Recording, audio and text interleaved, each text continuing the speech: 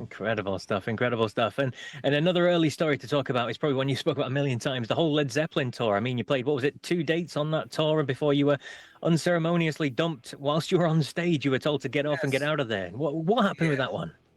Well, the first night we were at Public Auditorium in Cleveland, Ohio, and the people were loving it. We have played, I mean, at this time in our lives, we played in Cleveland doing the Upbeat show, which was a television show that was a regional show. So it wasn't just in Cleveland. This was it went to over as far as Chicago and over to New York and so Pennsylvania. It got around, and the people that showed up at that concert, a lot of them were our fans just from us playing around that area, and they loved it, and they loved that we were there opening, for Led Zeppelin, and that it's going to be a good energized concert. And I'm telling you, it was energized. Wow, was that energized in Cleveland. The following night in Detroit at Olympia, another big massive crowd, we're on stage tearing it up, and the people were loving their hometown band.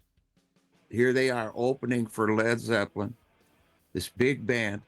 And Peter Grant, the manager for Zeppelin, came out and told our manager, Terry Knight, to pull the plug, get him off the stage. He says, or I'm going to pull the plug, get him off, because we had the crowd up. Brother, I'm talking, they were with us 100%, and we were fixing to go into inside looking out, and that would have just brought the house down.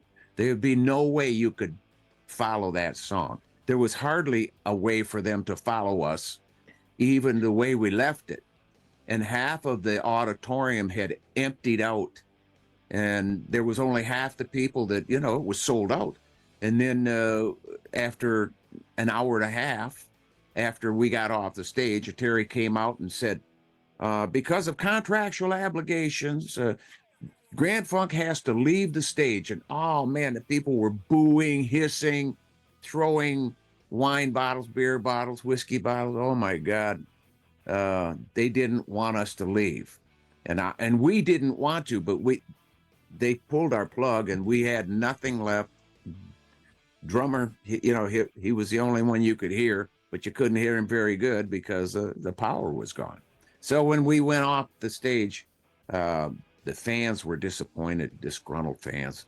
But it did give some space for Mel, the bass player, and myself to go out into the audience and sit at the center of the auditorium. About midway, we were just behind the people in front of us.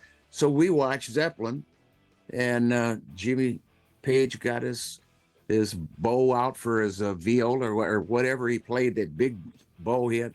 Then he was playing his guitar like a violin, and I thought, this is pretty good. It sounded pretty good, but they didn't have the excitement factor that we had.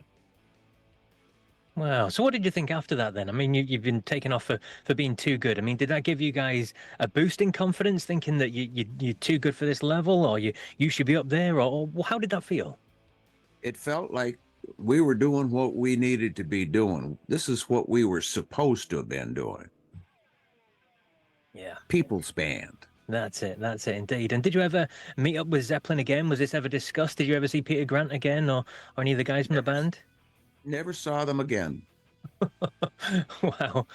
An absolute break then. There you go. And not long after that, the album Closer to Home came out, and it's an album that was huge for you guys. I mean, I heard you say in an interview once it was probably your favorite Grand Funk album as well. So why that one? Why did you pick that one?